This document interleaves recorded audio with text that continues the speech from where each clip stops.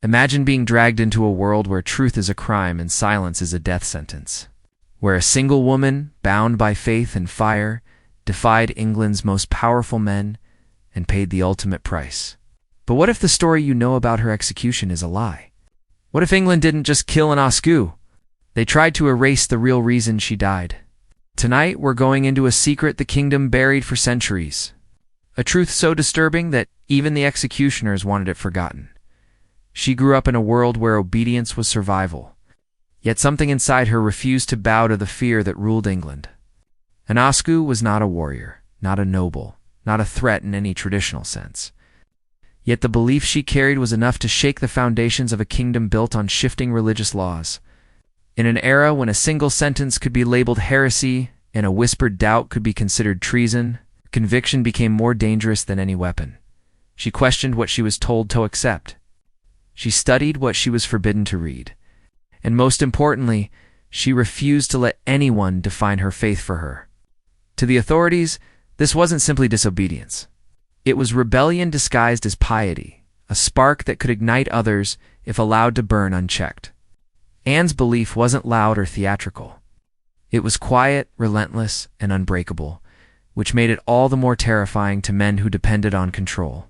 She challenged the doctrines surrounding the church's most sacred rituals, daring to claim that the truth wasn't found in royal decrees, but in personal understanding. And in a society where religion and politics were welded together, any spiritual independence became a political threat. Her words traveled. Her courage inspired whispers, and those whispers reached ears that feared what she represented. A woman who could think for herself was already alarming. A woman who could influence others was unacceptable. What truly terrified England's powerful was not her theology alone, but her refusal to be intimidated by the machinery of the state. They expected fear, but she answered with reason. They demanded silence, but she replied with scripture.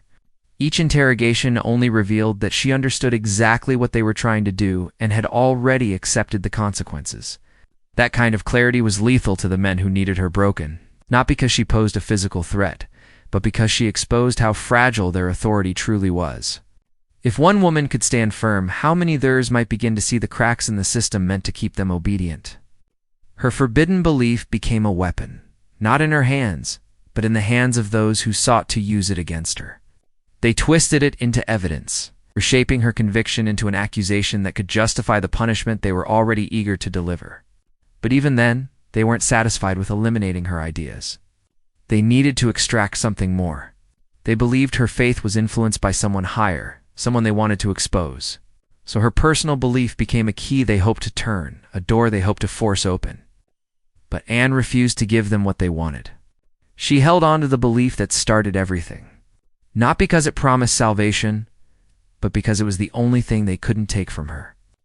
And as they pushed harder, as the interrogations grew more desperate, her unshakable conviction transformed her from a simple woman into a symbol of defiance. They could no longer control. Behind the stone walls of London's most feared chambers, Anne Askew's true ordeal began long before she was ever led to the stake. What happened to her in those locked rooms was not a search for truth, nor an attempt to guide her back to the beliefs demanded by the crown. It was a hunt, cold, calculated, and fueled by desperation.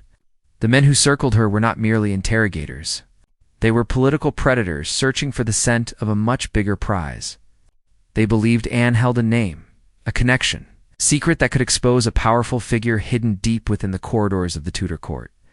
And they were determined to tear it from her by any means necessary. They questioned her relentlessly, but the questions were never about her. They were about who stood behind her, who taught her, who whispered forbidden ideas into her mind.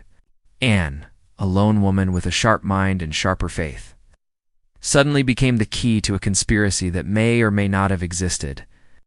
Every time she denied knowing anything, the room grew darker, the voices colder, the accusations more frantic. The men facing her weren't simply trying to convict her. They were trying to save themselves. The court was divided, factions were at war, and Anne became the pivot on which their political futures could turn. If she broke and gave them the name they wanted, they would rise. If she stayed silent, they would fall. But Anne understood something her interrogators did not. Desperation reveals fear. As the sessions dragged on, she saw Thea's men were not confident in their authority. They were terrified of losing it. They needed her confession to validate their suspicions, their ambitions, their power plays. Without it, their accusations were just shadows, their threats just noise. So they escalated. They cornered her with questions designed not to find the truth, but to force panic.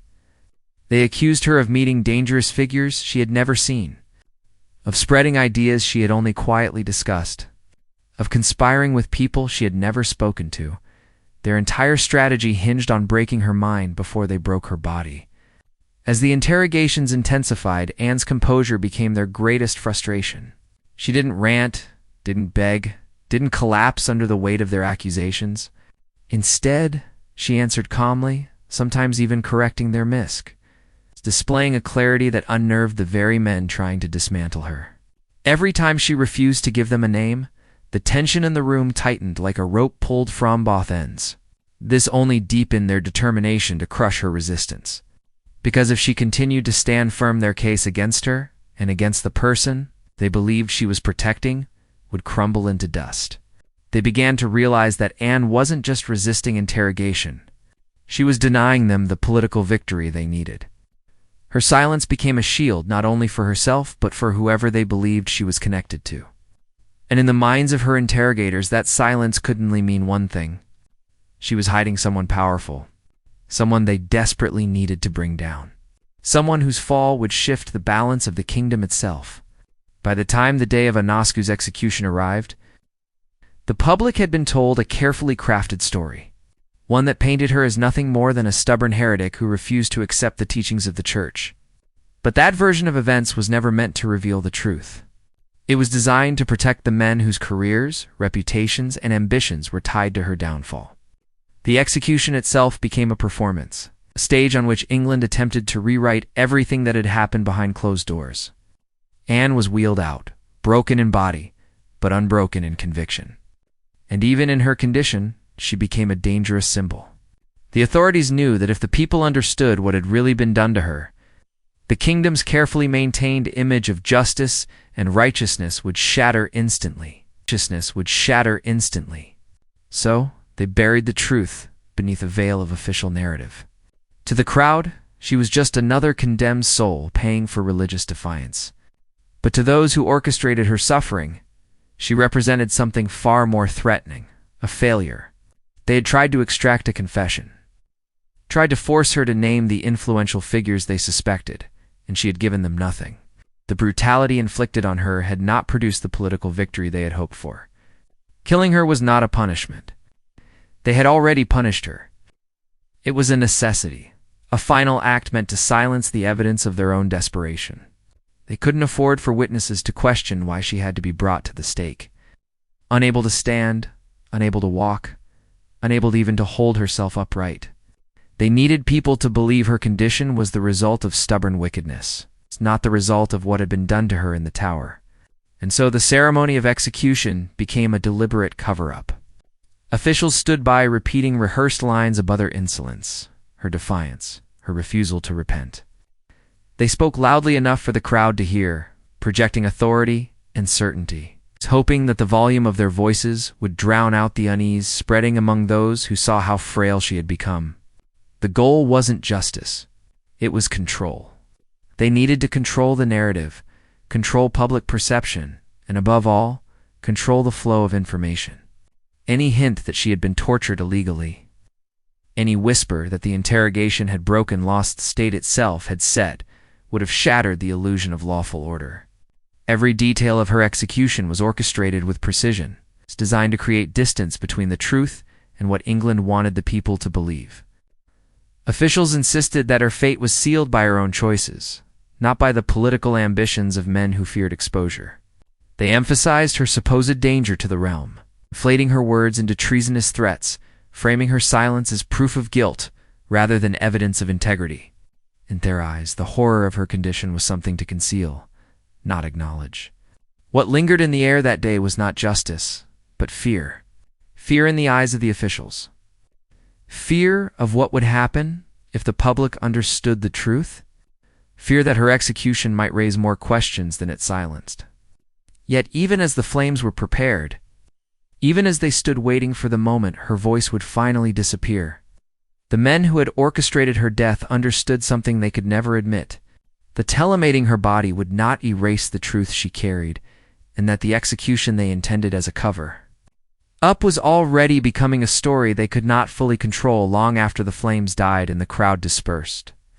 England worked tirelessly to seal away the truth behind Anne Askew's death, but the cracks in the official story never fully closed.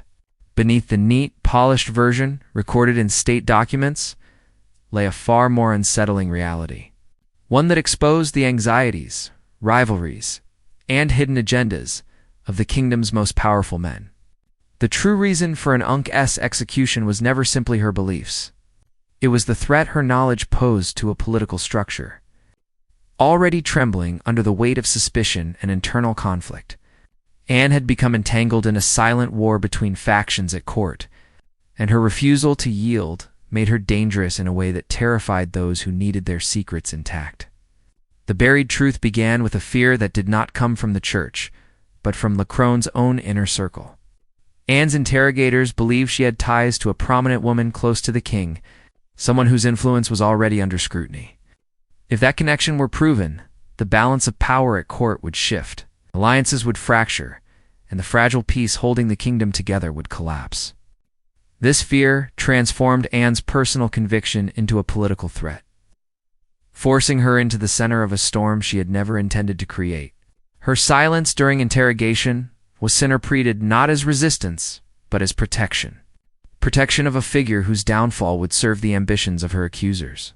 This belief made her more valuable dead than alive, because Olivia Anne was a constant reminder of the question she refused to answer.